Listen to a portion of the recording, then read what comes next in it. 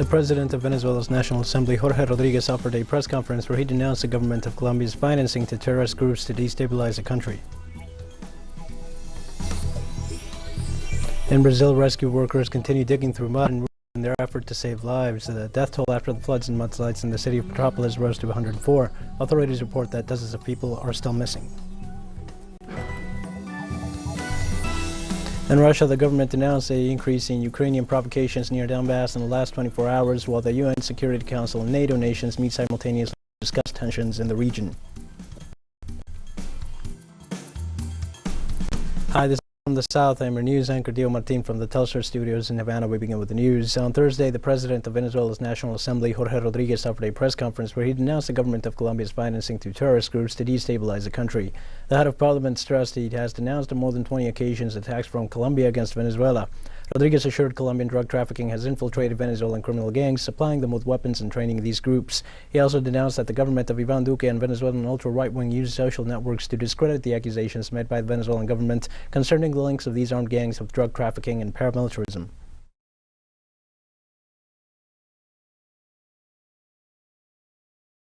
Every time Venezuelan state security agencies file complaints in this sense, every time, then what happens?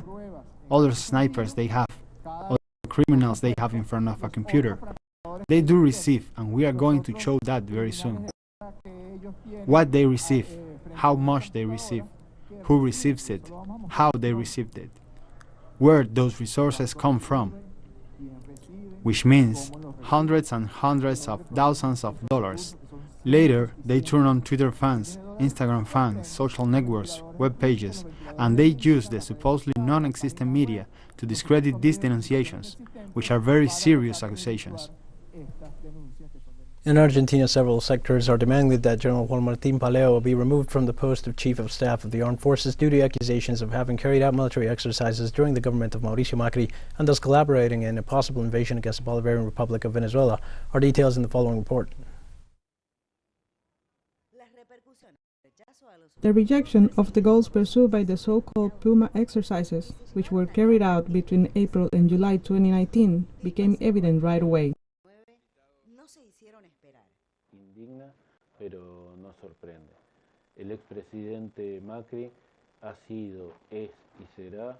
This is outrageous, but not surprising. The former President Macri has been, is, and will be a pawn of the U.S. interests. Of imperialism in the region, in the same way that other presidents in the region have been, in the same way that Piñera has been, as well as Iván Duque, as is Lacalle Pou, and as is Mario Abdo Benítez, all fighting to be the main pawn, to be a bishop of the interests of the U.S., but they are simply pawns, interchangeable pieces that also join another infamous character, who is Luis Almagro.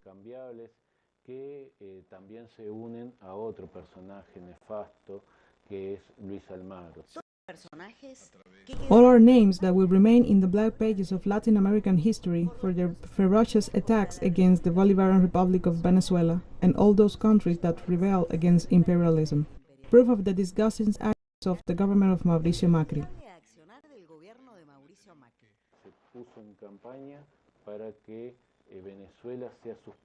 He campaigned for Venezuela to be suspended from Mercosur. He campaigned for Venezuela to receive sanctions in the American states. Accompanied by this shady character that I mentioned today, Luis Almagro, he launched a terrible campaign to attack Venezuela in every way possible, and not because Argentina had any interest in confronting Venezuela, because the interest in confronting Venezuela came from the U.S. State Department.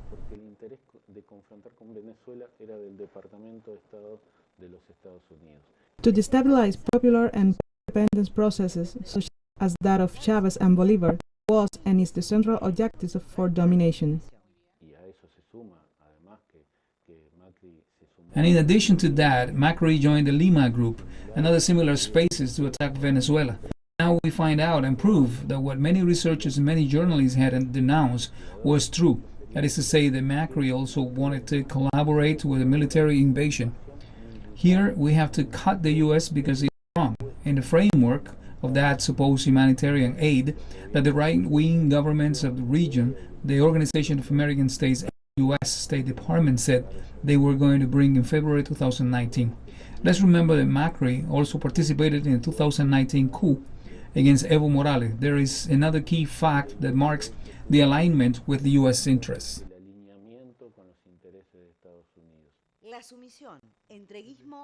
Macri's foreign policy has been characterized by submission, surrender, and collaboration in coup d'etat, attempted invasions, and the disintegration of regional processes.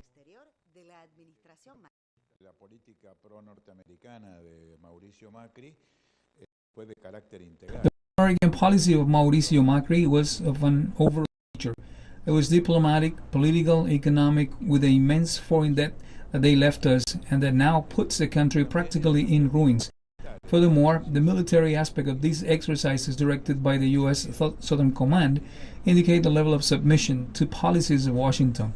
Then, the facts that the Argentinian army has carried out exercises for invasion of a brother country of Latin America is not only a political and diplomatic outrage, but also an aggression against the tradition of the embraces of San Martin and Bolivar in Guayaquil.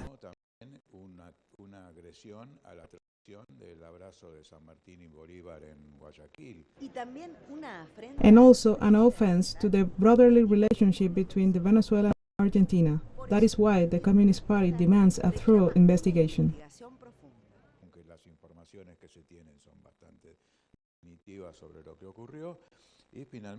Although the information is quite conclusive about what happened, and we are directly asking for the removal of General Paleo, who directs his military exercises and who is currently the head of the Joint Chiefs of Staff, which is the area where the three armed forces of the country, the Navy, the Air Force, and the Army, are coordinated. So we believe that for him to be heading the Joint Chiefs of Staff after having led these practices contrary to Latin American and Caribbean unity, especially when Argentina is chairing CELAC, is truly barbaric. It's a scandal.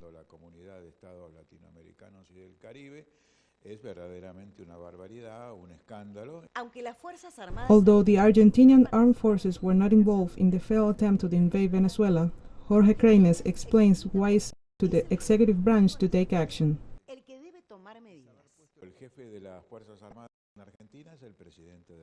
The head of the armed forces in Argentina is the President of the Republic, who can decide on these matters. On the other hand, if it had been decided to finally put them into practice, the military movements would have to be authorized by the Congress of the nation according to the Constitution. But in all of these, there was a secretive and hidden way of conducting these type of actions that put at risk the whole policy of the country, the prestige of Argentina, the friendship with the people of America and Latin America. So we believe that the response that the government has to give is to remove the head of the Joint Chiefs of Staff from his post. The failed involvement of the Argentinian armed forces in the attempted invasion of the Bolivarian Republic of Venezuela has its arguments, according to Craines.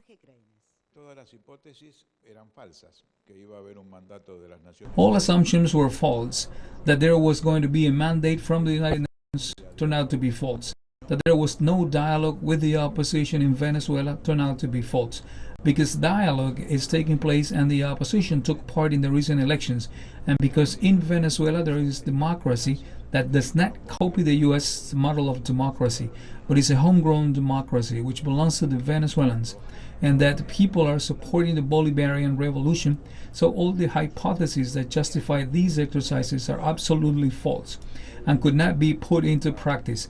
But on the other hand, the government in Argentina has changed, so it is clear that the central responsibilities lie with the government of Mauricio Macri and the entire alliance of Juntos por el Cambio.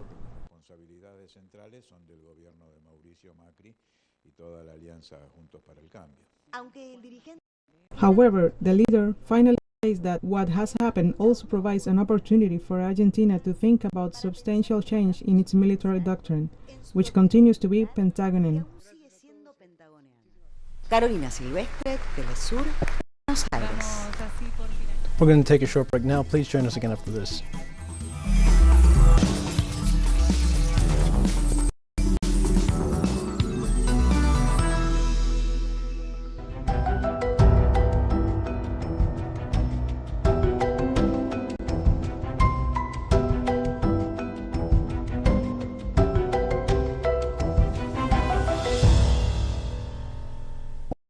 Welcome back to From the South. In Brazil, rescue workers continue digging through mud and ruins in their effort to save lives. The death toll after the floods and mudslides in the city of Petrópolis rose to 104.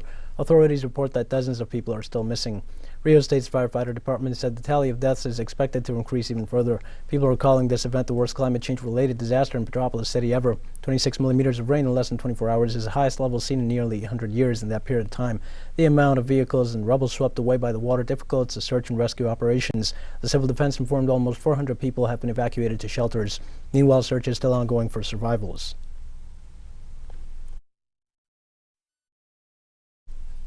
In Colombia, killings of human rights defenders have been reported to the United Nations so far this year. In its first report of the year, the United Nations Office for Human Rights in Colombia revealed that of these 14 homicides, 3 were verified by the organization. According to the document, 5 of the victims were members of the Community Action Boards. 3 were defending the rights of indigenous communities, and 2 were protecting Afro-descendant communities. The text identifies the Colombian Department of Cauca as the most risky one for social work, as it is a region with the highest number of homicides. In Haiti, groups of workers demonstrated for the third consecutive day to demand an increase in pay scales. Demonstrators took to the streets of the capital, Port-au-Prince, in a demand for an increase in the basic wage, which is currently around US $5 per day. In this regard, participants carried signs denouncing the high cost of living, stating that the current salary is only enough to cover public transport costs. Demonstrators denounced that they were repressed by security forces with the use of tear gas and live ammunition. For the moment, it is not known if the police actions left any people injured or detained.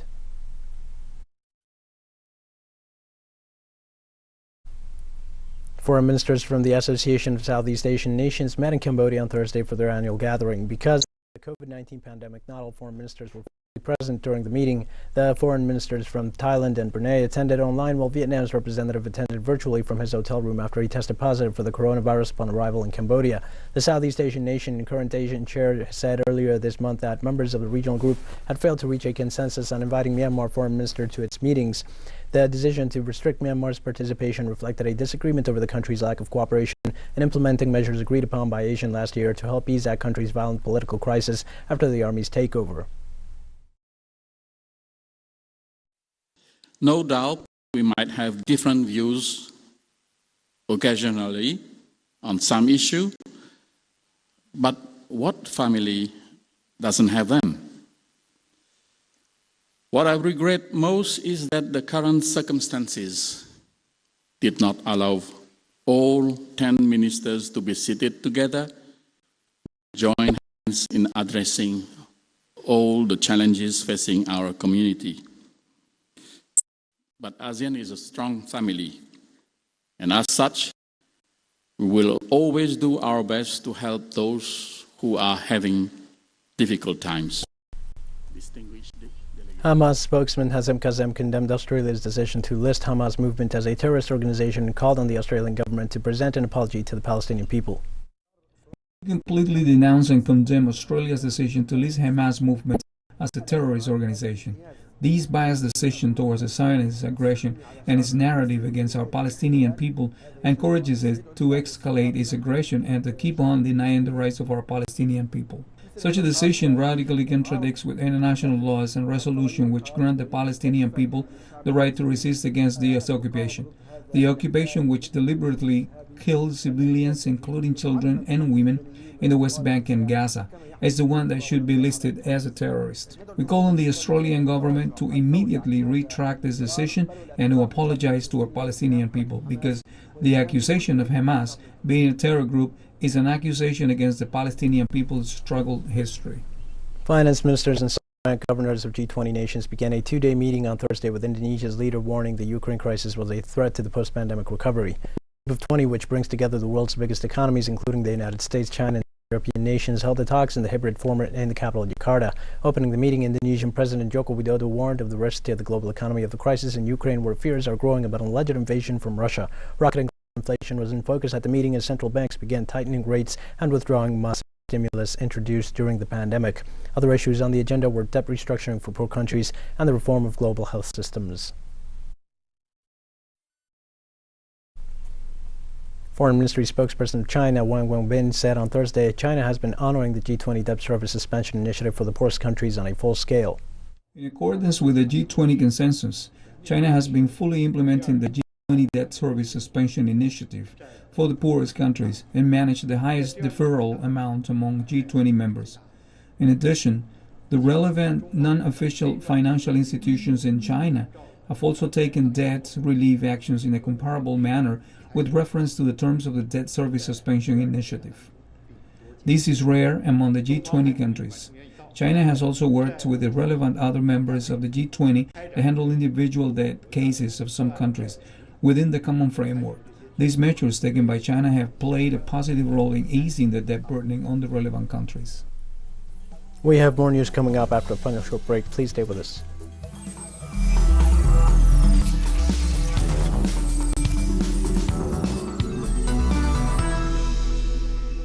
Hi, welcome back. In Russia, the government announced an increase in Ukrainian provocations near Donbass in the last 24 hours, while the United Nations Security Council and NATO nations meet simultaneously to discuss tensions in the region.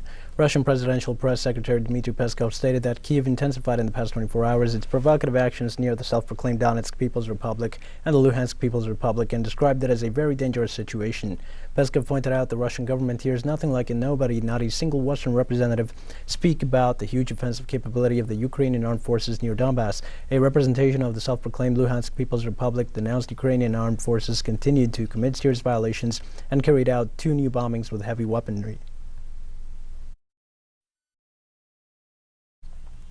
In Russia, the Federation announced the ouster of the deputy head of the United States diplomatic mission in Moscow, Bart Gorman.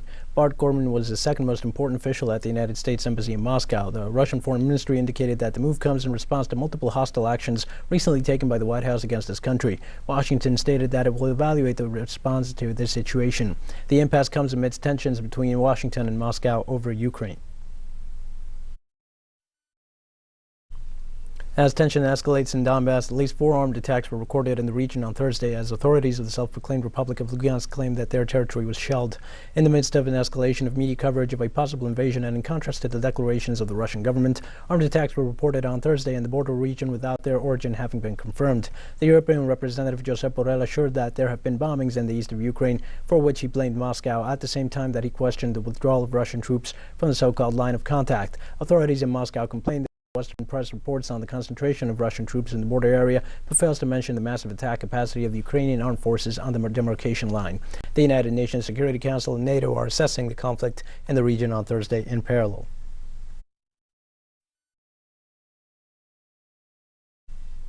The Russian Foreign Ministry published Moscow's written reply to the United States on security guarantees. The document stresses that demands by Washington and NATO for the withdrawal of Russian troops from certain areas are unacceptable and points out that the de-escalation around Ukraine requires Kiev to implement the Minsk agreements. It is also for a halt to arms supplies to Ukraine and their delivery and insists on the withdrawal of U.S. forces and weapons in Central, Eastern and Baltic Europe.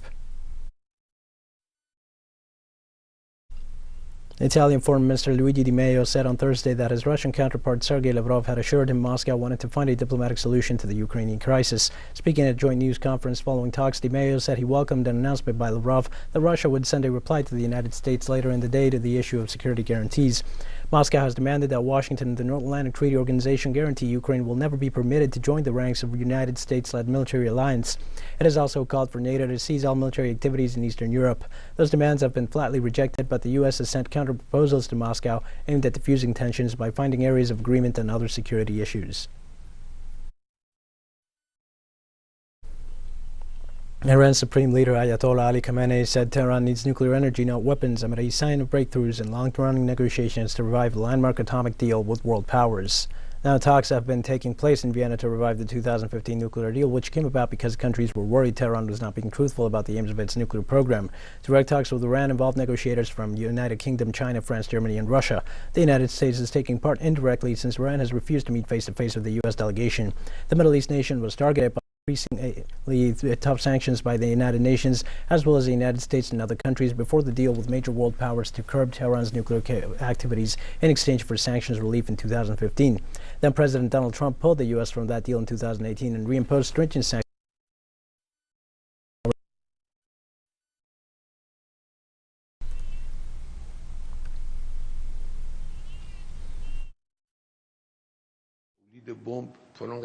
Westerners say that Iran is surely away from making a nuclear bomb. This is nonsense. They know that we are not seeking a nuclear bomb. We are after peaceful utilization of nuclear energy. They already know this. They don't want the Iranian nation to achieve this huge and remarkable scientific progress.